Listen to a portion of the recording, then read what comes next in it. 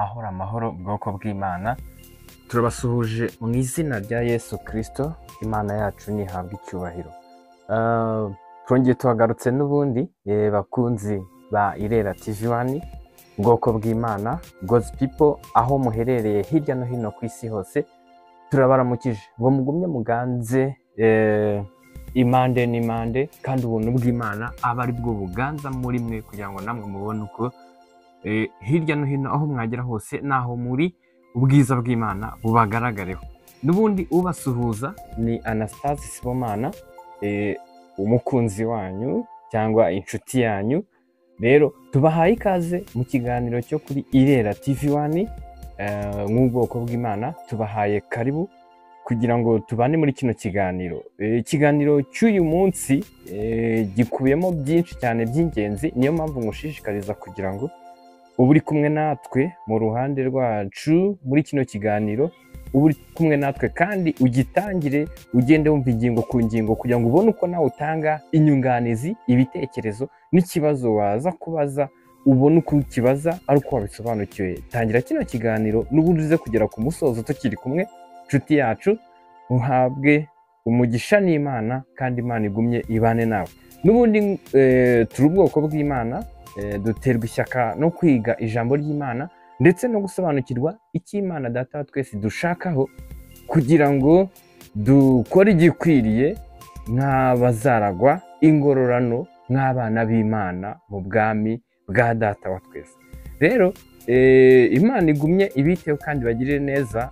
N'ubundi itsinda ry'ubwoko bw'Imana ntabwo buboneka muri Israel gusa, ntibuboneka mu Rwanda gusa, ntibuboneka ahantu runaka honyine, ahubwo kubw'ubuntu bw'Imana muri Kristo Yesu, ubwoko bw'Imana tuboneka hirya no hino ku isi, nta mupaka.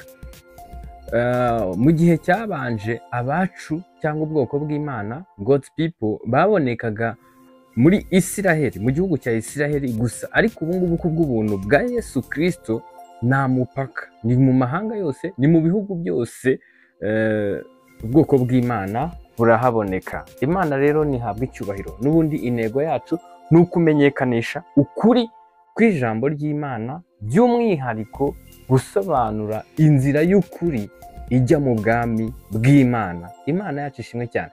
Turi kumwe rero, tugiye kuganira kuri Bibiliya byimbitse nk'aho, cyangwa muri rusange kuri Bibiliya, igisobanuro uko ikwiye gukoreshwa.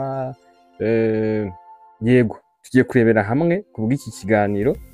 Yego, tugiye kurebera hamwe uko Bibiliya ikwiye gukoreshwa. Mbese umuntu ukoresha Bibiliya akabeshya cyangwa agashyiramo ibinyoma, akavuga ibinyoma, wamubwirwa n'iki? Tugiye kurebera hamwe uko wamenya umwigisha w'ibinyoma cyangwa ukoresha ijambo ry'Imana uko ritari.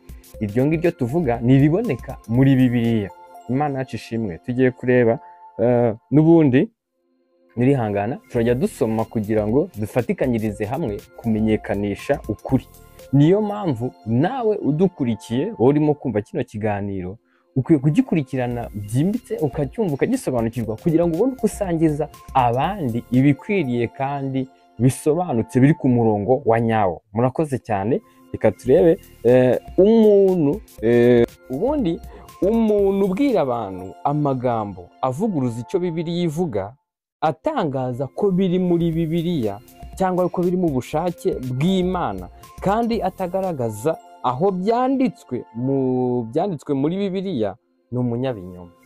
Ikindi kandi, umuntu ukoresha abantu imihango itemezwa na Bibiliya, avuga ko biri mu bushake bw'Imana cyangwa ko biri muri Bibiliya, kandi atagaragaza aho byanditswe muri Bibiliya, uwo nawe ni umwigisha w'ibinyoma. Yego, cyangwa akaba atarimo kuvuga ukuri kw'icyo Bibiliya ibivugaho, ndetse abarimo no kubeshyira Imana, kuko dusanga ko ibyanditswe byera byose byahumetswe n'Imana, kandi Bibiliya iri mu byanditswe, harimo ibyanditswe byera. Rero turaza gusanga ko umuntu ushaka ko abantu bamukurikira bakajya batonda imirongo ku nyubako ye, kandi abamugana ababwira akanabakorera ibinyuranye n'ubutumwa bwiza bwa Yesu Kristo, uwo nguwo nawe nta kuri akoresha, ahubwo nawe ni umunyabinyoma. Rero hagati aha ngaha birakwiriye kugira ngo umenye ijambo ry'Imana kugira ngo utazayobywa cyangwa ngo ubwirwe ibinyoma. Tugiye kureba imirongo yo muri Bibiliya nyirizina ibigufashamo kugira ngo umenye umuntu w'umunyabinyoma, umwigisha w'ibinyabinyoma, kugira ngo umenye ukuri mu buryo bwimbitse. Ese nimba uri ahantu urimo kumva ubutumwa cyangwa bari mu kwigisha, uwo muntu uraza kubwirwa n'iki? Nimba koko ari umwigisha w'ibinyoma cyangwa ari umwigisha w'ukuri. Rero nibyo n'ubundi dukomeje dusobanuraho. Tugiye kureba noneho n'imirongo yo muri Bibiliya nyirizina ibisobanura. Yego, kadusome mu rwandiko rwa kabiri rwa Petero ibice 2 ku murongo wa 3. Ese haravuga ngo iki? Haravuga ngo kandi irari ryabo rizabatera gushaka indamu kuri mwe, bababwiye amagambo y'amahimbano, ariko iteka baciriweho uhereye kera ntirizatinda, no kurimbuka kwabo ni guhunikira. Iri jambo ribisobanuyeho neza, ryerekana yuko ngo irari ry'abo bantu bavuga ibinyoma cyangwa batavuga ibihuje n'icyo ibyanditswe byera byo muri Bibiliya bivuga, ngo kandi irari ryabo rizabatera gushaka indamu kuri mwe, bababwiye amagambo y'amahimbano, ariko iteka baciriweho uhereye kera ntirizatinda, no kurimbuka kwabo ni guhunikira. Bishatse kuvuga iki? Uyu muntu ugiye kugaragara nk'umunyabinyoma cyangwa umwigisha utari uw'ukuri, agiye kuzana amagambo y'amahimbano ataboneka mu byanditswe muri Bibiliya. Bibiliya mwumvishe ibyivugira neza, ngo bakababwira amagambo y'amahimbano, ariko irari ryabo niryo ribatera gukora ibyo ngibyo. Kubera iki? Ngo barabashakaho indamu, nk'uko Bibiliya irimo kubisobanura. Yego, nasubiramo gato ukabyumva n'ubundi mu rwandiko rwa kabiri rwa Petero ibice 2 ku murongo wa 3, ngo kandi irari ryabo rizabatera gushaka indamu kuri mwe, bababwiye amagambo y'amahimbano, ariko iteka baciriweho uhereye kera ntirizatinda, no kurimbuka kwabo ni guhunikira. Abo ngabo bakora ibyo baciriweho iteka, kandi no kurimbuka kwabo, yego, ntabwo guhunikira. Imana yacu iturengera. Kurikirana uburyo urimo kwigishwa, kurikirana ibyo urimo kubwirwa, mbese ibyo wabwiwe mu gihe cya kera, nubwo ushobora gutangaza yuko n'abakubanjirije bose uzi bagiye babwirwa ibyo ngibyo. Ese byari by'ukuri? Reba nimba bihuza n'icyo ijambo ryo muri Bibiliya rivuga. Kadusome n'ahandi turebe icyo Bibiliya bivugaho. Tugiye kureba muri Tito igice cya mbere umurongo wa 16, haranditswe ngo bavuga yuko bazi Imana, ariko bayihakanisha ibyo bakora. Bene abo nabo kwangwa urunuka, nabatumvira Imana, no ku mirimo myiza yose ntacyo bamaze. Ngira ngo wumve ijambo ry'Imana icyo rimo kubivugaho. Bene data bwoko bw'Imana, aho muherereye hirya no hino ku isi hose, iki gihe ntabwo ari icyo gusinzira, iki gihe ntabwo ari icyo kuryama, iki gihe si icyo kuzana ubute mu by'ubwami bw'Imana, ntabwo ari icyo kuzana ngo bazajya bambwira numve, ahubwo nawe shakisha cyangwa uharanire kugira ngo umenye icyo bambwiye nicyo cy'ukuri. Ibyo ngibyo rero uraza kubimenya gute? Barimo gukoresha igitabo bita Bibiliya. None kuki wowe utarimo kureba iyo Bibiliya bavuze yuko ari iko bivuga, kuki utagiye ngo ugenzurire koko nimba ari byo byanditsemo, cyangwa ngo urebe nimba babisobanuye uko biri? Ijambo rirabyumvisha ko ribivuze muri Tito igice cya mbere umurongo wa 16. Twasubiramo ukabyiyumvira, ngo bavuga yuko bazi Imana, ariko bayihakanisha ibyo bakora. Ngo bavuga yuko bazi Imana, ariko ibyo bakora bihakana ibyo. Imana yacu iturengera, Imana yacu itube bugufi.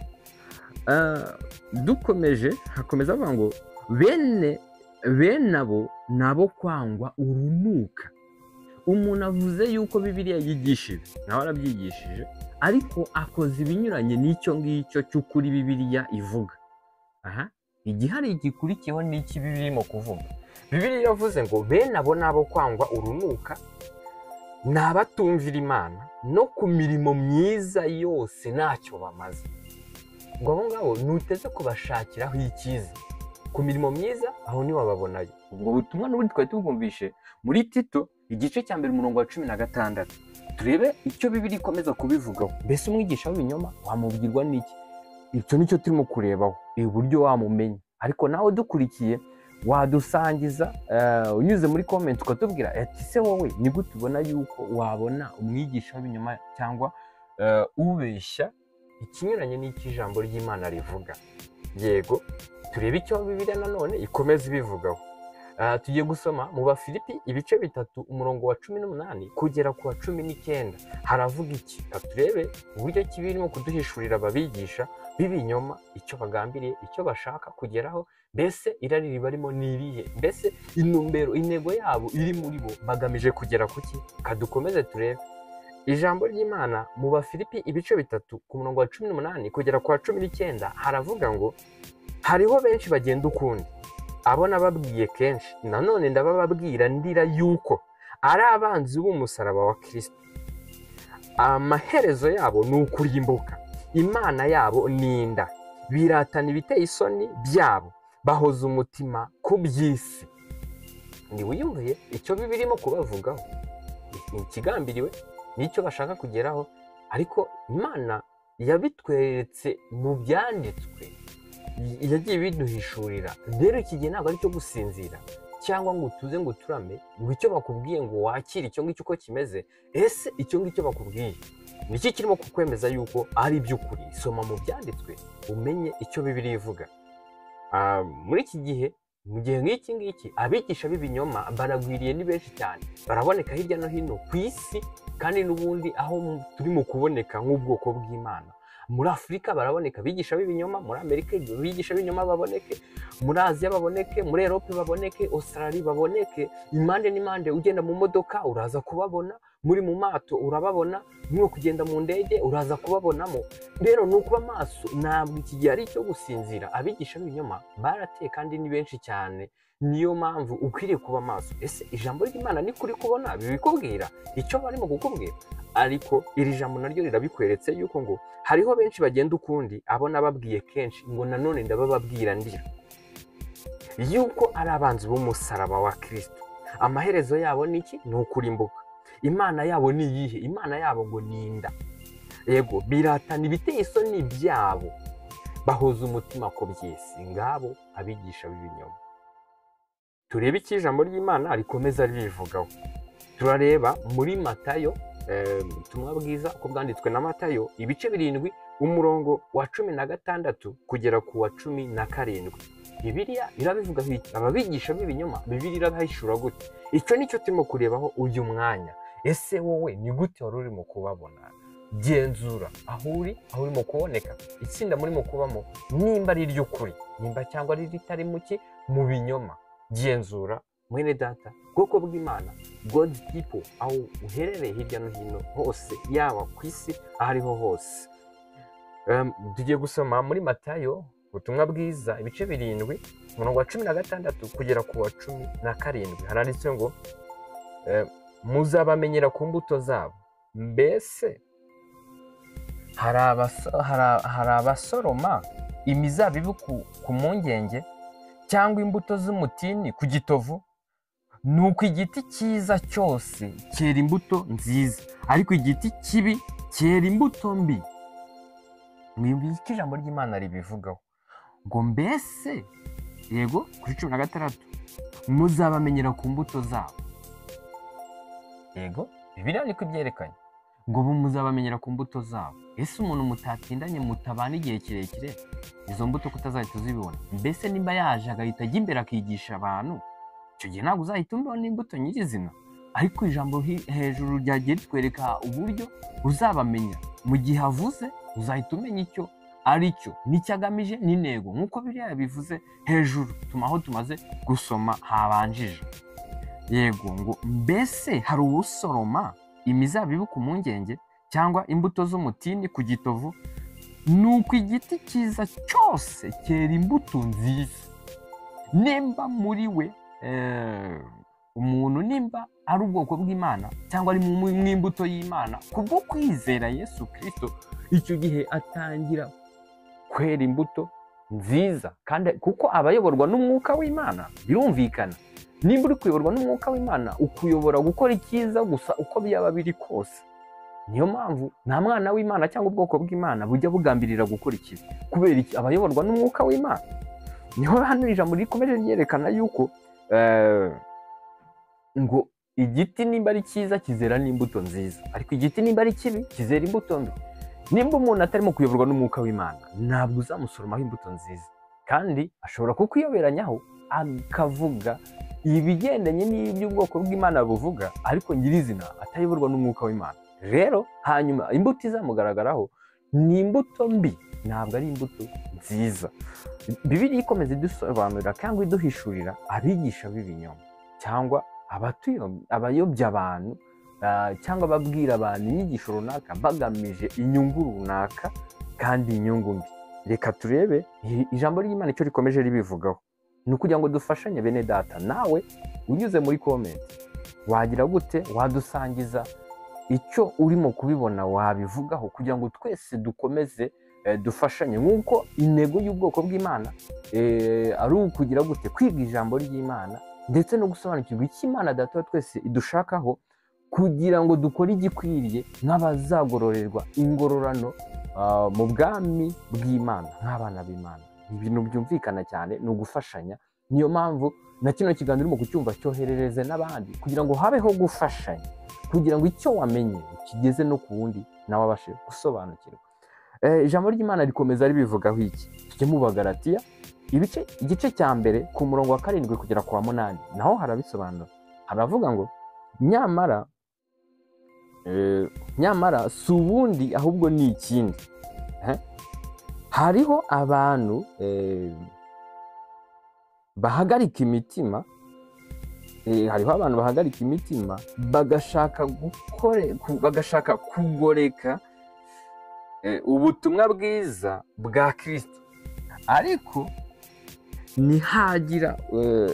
nihagira ubabwiriza ubutumwa butari ubwo twababwirije, ari twe cyangwa ndetse na marayika uvuye mu ijuru, avumwe.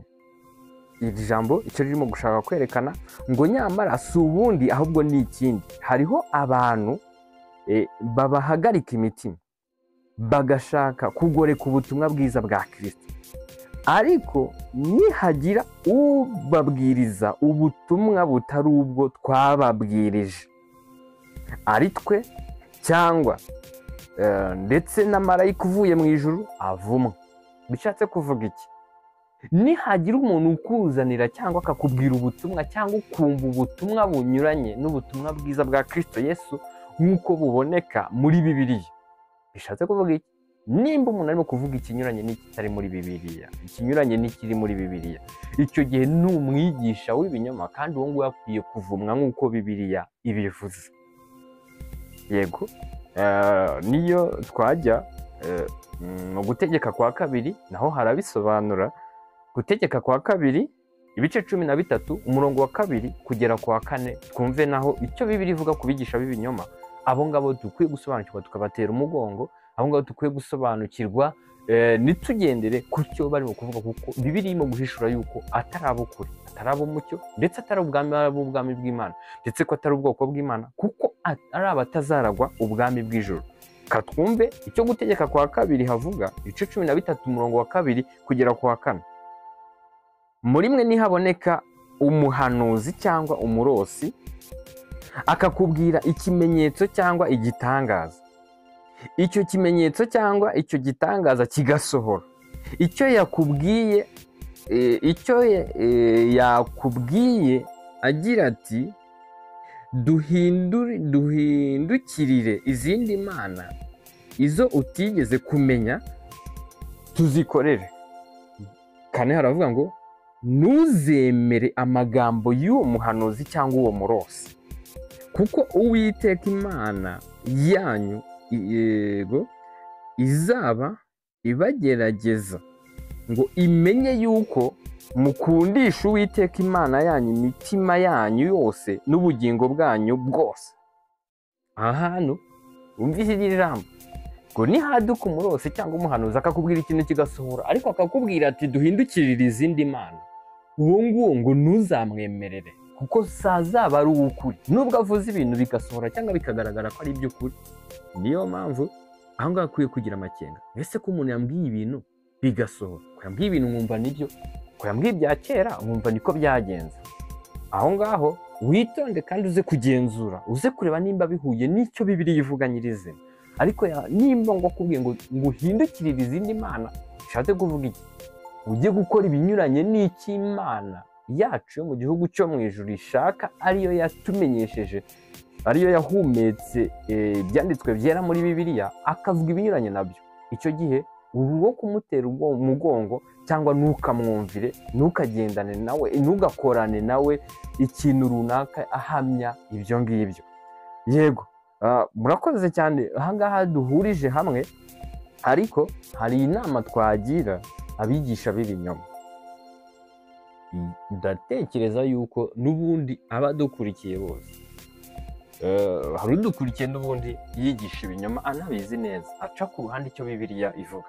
Dore inama nakugira ngiyi: soma cyangwa dusome, ntacyo turasoma nta kibazo, mu Byakozwe n'Intumwa ibice 5 ku murongo wa 34 kugera 39, haraza kukugira inama, uraza kubona inama ihari kugira ngo witonde ku iki kintu cyitwa ubwoko bw'Imana cyangwa ab'Imana cyangwa ab'Imana yatoranije. Reba iki ijambo ririmo kubivuga, ziragira riti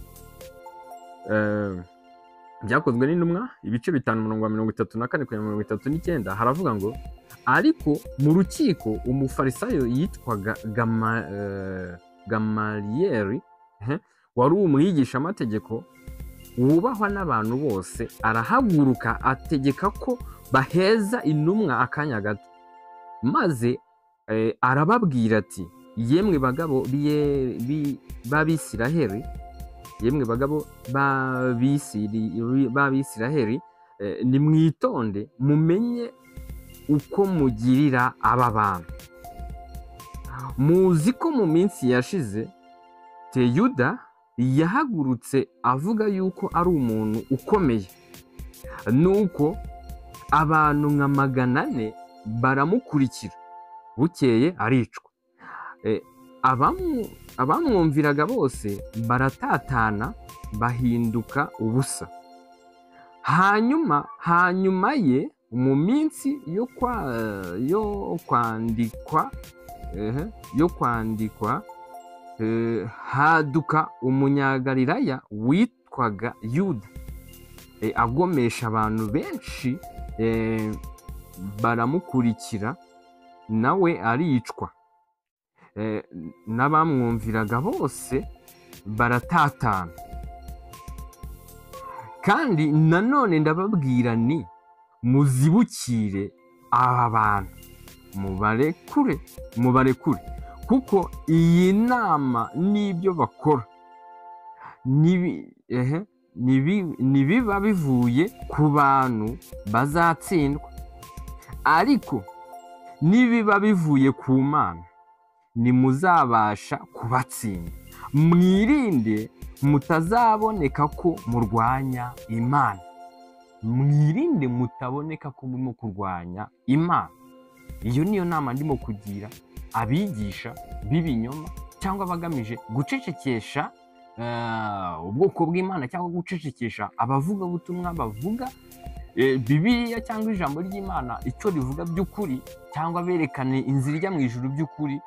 Witonde utaza kugaragara urimo kurwanya Imana. Icyo nicyo nagira inama, nagiraho inama bigisha b'ibinyoma, cyangwa uwigishaga afite ikindi kintu kindi agambiriye, atari ukumenyekanisha ukuri kw'ijambo ry'Imana cyangwa kumenyekanisha nyirizina inzira ijya mu bwami bw'Imana. Ahangaha rero ndagaruka tureba tuti umenye umwigisha w'ibinyoma, usobanukiwe umwigisha w'ibinyoma icyo ari cyo n'ibimenyetso wamubonaho, ukaba wamusobanukiwe nk'uko twabibonye hejuru, aho twagiye dusoma n'amagambo twagiye dusoma yose cyangwa ibyo twaganiriye. Rero usabwa gukora iki ukimara kumenya uyu mwigisha w'ibinyoma cyangwa iri tsinda wabonekamo, ukabona ririmo gukora ibinyuranye n'ikijambo rivuga? Bibiliya igusaba gukora iki? Reka turebe. Bibiliya iragusaba iki tugiye kubona muri Bibiliya n'ubundi nyirizina, kuko turakoresha ibyanditswe. Bibiliya irasobanura iki? Tugiye gusoma hake habivuga, ariko nibiba ngombwa kubw'ibyo mwatwifuzaho cyangwa comment mwatanga isobanura yuko twabisobanura byimbitse, tuzabivuga mu buryo burambuye, ariko tugiye gusoma hamwe hakeya muhabyerekana icyo wakora mu gihe umenye umwigisha w'ibinyoma, niba mwari muri kumwe cyangwa mwagendanaga cyangwa muri mu itsinda rimwe cyangwa mu idini runaka ryashyizweho n'abantu ukumva mwari muri kumwe, cyangwa idini runaka ukumva rivuga ibinyuranye n'icyo Bibiliya bivuga. Bigusaba ijambo rigusaba gukora iki? Reka dusome umenye icyo wakora hanyuma yo kumenya aba banyabinyoma. Dusome mu Efeso ibice 5 umurongo wa 11 n'uwa 12. Haravuga ngo ntimukifatanye n'imirimo y'ab'umwijima itagira umumaro, ahubwo muyihane, kuko ibikorwa nabo rwihishwa biteye isoni no kubivuga. Aho ni ahambere harimo kubisobanura. Haravuga ngo ntimukifatanye n'imirimo y'ab'umwijima itagira umumaro, ntimukifatanye nabo, ahubwo muyihane. Cyangwa kuvuga iki? Muyizukire, muyireke mwe kuyikora. Yego, mwiyumveho yuko ari amakosa cyangwa mwakoraga ibinyuranye n'Imana yavugaga cyangwa ishaka. Ngo ntimukifatanye n'ab'imirimo y'ab'umwijima itagira umumaro, ahubwo muyihane, kuko ibikorwa nabo rwihishwa biteye isoni no kubivuga. Yego, aho nahabyerekana hambere. Soma no muri Tito naho harabivuga igice cya mbere ku murongo wa 16, aho haravuga ngo iki? Ngo bavuga yuko bazi Imana ariko bayihakanisha ibyo bakora, bene abo nabo kwangwa urunuka. Ijambo umva icyo rivuga ngo bene abo ngabo nabo kwangwa iki? Urunuka. Yego, akakomeza avuga ngo nabatumvira Imana no ku mirimo myiza yose ntacyo bamaze. Nta murimo mwiza wowe ubu barimo cyangwa iryo tsinda urimo kuribonekamo cyangwa muri kumwe uzi ko hari imirimo myiza uzamubonaho, ariko kuko ari umwigisha w'ibinyoma kandi atagambiriye iby'ubwami bw'Imana cyangwa kumenyekanisha ukuri kw'ijambo ry'Imana nyirizina. Ijambo ry'Imana hano rihise rikwereka yuko nguwo nta kintu amaze no ku mirimo myiza yose. None ugiye gukora iki? Niko Bibiliya mu Befeso hatweretse yuko ngo ntiwifatanye nabo. Aho nicyo kintu cya mbere hahise hatwereka muri Bibiliya, nuko utagomba kwifatanya nabo. Dukomeze turebe icyo Bibiliya ikomeza yerekana icyo twakora kuri bo nyirizina. Ariko hambere hatweretse yuko ngo nabo kwanga urunuka, ntukifatanye nabo, kandi abo ngabo nta nicyo bamaze ku mirimo myiza iyo ari yo yose. Niyo dusoma mu Bakorino ba mbere, urwandiko rwa mbere Pawulo yandikiye Abikorino ibice 5 umurongo wa 9 kugera ku wa 13, haratubwira iki? Reka dusome. Haravuga ngo nabandikiye muri rwa rwandiko ko mutifatanya n'abasambanyi, ariko sinavuze yuko mudaterana rwose n'abasambanyi bo mu biyisi, cyangwa abifuza ibibi, cyangwa abanyazi, cyangwa abasenga ibishushanyo, cyangwa ngo kuko iyo biba bityo mwari mukwiriye kuva mu isi. Ahangaha tugeze ijambo ririmo kwerekana yuko Pawulo ngo yabandikiye ababwira yuko batagomba kwifatanya n'abasambanyi, ariko abasambanyi yababwiye batagomba kwifatanya nabo ni babandi abo yababwiye batagomba kwifatanya nabo ni babandi basobanukiwe ukuri, bize bakamenya ukuri, bagakora ibyo ngibyo by'ubusambanyi. Abo ngabo nibo yamubujije gufatanya nabo, kuko hepfo yahise avuga ngo ariko sinavuze yuko mudaterana rwose n'abasambanyi bo mu biyisi. Impamvu Bibiliya ikwemerera guterana n'abanyabyaha bo mu biyisi nuko bo batarasobanukirwa ukuri kw'icyo bakora cyangwa icyo bareka. Bishatse kuvuga iki? Ibana nabo ngabo kugira ngo bamenyeshe ukuri, ariko mu gihe cyo kubamenyesha ukuri bagasobanukirwa byinshi cyane, ariko ukabona bagumye muri bya bibi byabo. Ijambo rikwereka yuko utagomba kugumana nabo.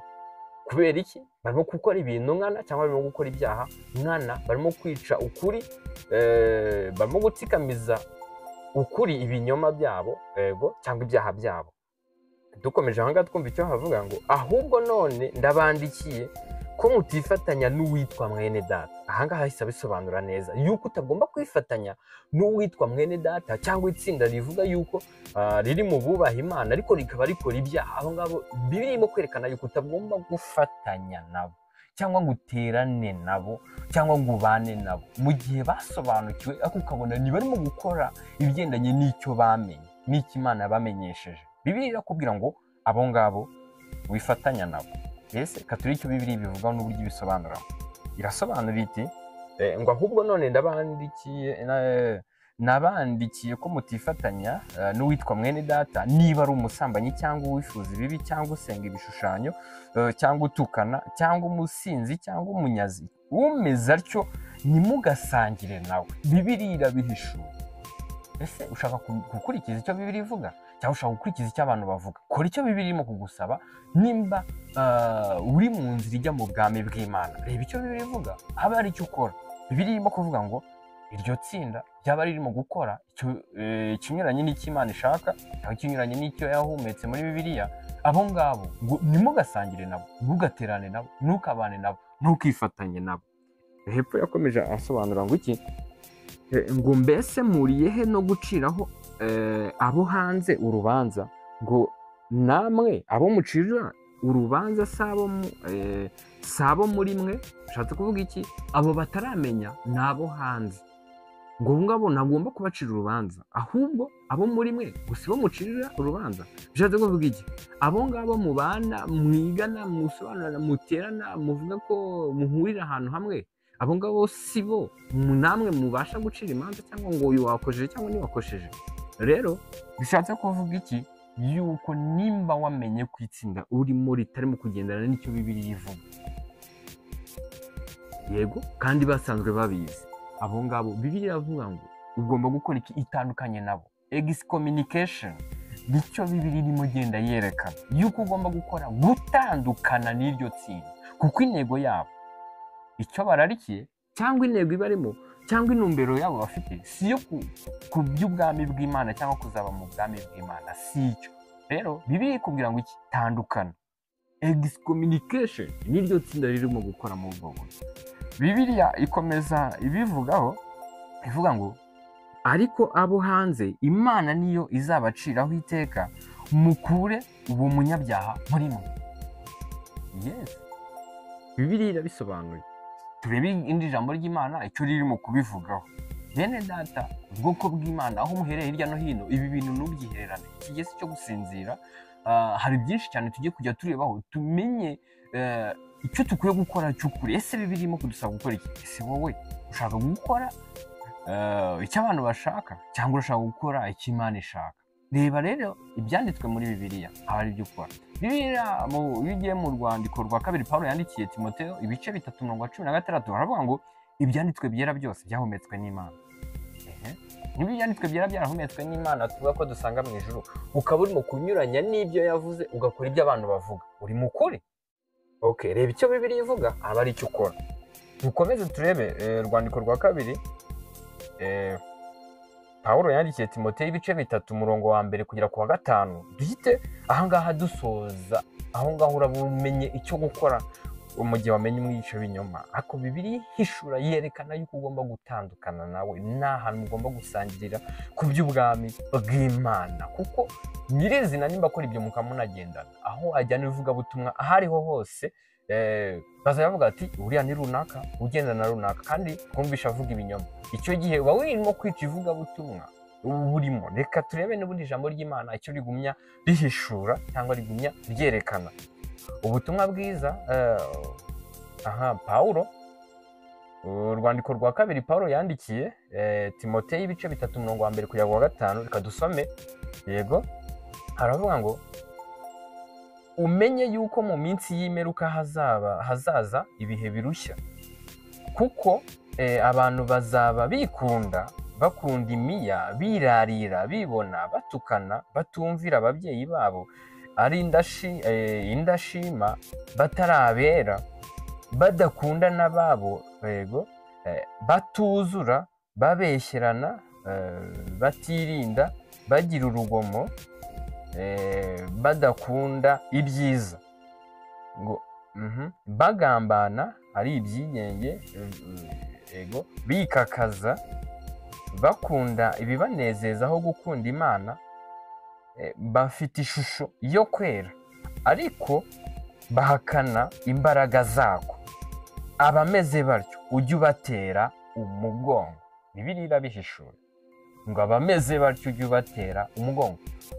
Bwoko bw'Imana, bene data aho muherereye hirya no hino, nshuti za Irera TV1, kino kiganiro turimo tugisoza tugisubika, menya umwigisha w'ibinyoma. Nibyo turimo kubonamo hano. Menya icyo wakora ukimara kumenya wa mwigisha w'ibinyoma. Nawe kandi mwigisha w'ibinyoma nakugiriye inama y'icyo wakora hejuru, ushubije inyuma video n'ubundi waza kumva icyo wakora. Murakoze cyane. Aho muherereye hirya no hino, habeho gusangiza ubutumwa bwiza cyangwa kohererezanya ikiganiro, iyo link y'iki kiganiro ukayoherereza abandi kugira ngo nabo bamenye ukuri. Aho ngaho habaho kandi gusangira no guhuriza hamwe ivugabutumwa bwiza, nk'uko ijambo rivuga mujye mu mahanga yose, yego, mwigisha abantu bariyo bose, yego. None bishatse kuvuga iki? Nimba abantu ufitiye nimero cyangwa ufitiye nimero zabo za WhatsApp, cyangwa abantu muri kumwe mubasha kuganira, tsinda urimo, ngewe ntabwo nabashije kuhagera nyirizina, ariko basangiza iki kiganiro kandi nabo murimo kuganira nabo baganirize kuri ubu butumwa, kugira ngo habeho twese gutambutsa ubutumwa bwiza. Rero murakoze cyane. N'ubundi mwe muri kumwe n'ubwoko bw'Imana, buterwa ishyaka no kwiga ijambo ry'Imana ndetse no gusobanukirwa icyo Imana Data wa twese idushaka, kugira ngo dukore igikwiriye, kugira ngo tuzagororerwe ingororano nk'abana b'Imana mu bwami bwa Data. Murakoze cyane. Niyo mpamvu ubuntu bw'Imana n'amahoro y'Imana bigumye bigwire muri mwe, mubiheshejwe no kumenya Imana Data wa twese na Yesu Kristo umucunguzi wacu. Murakoze cyane. Bye bye. Tuzasubira.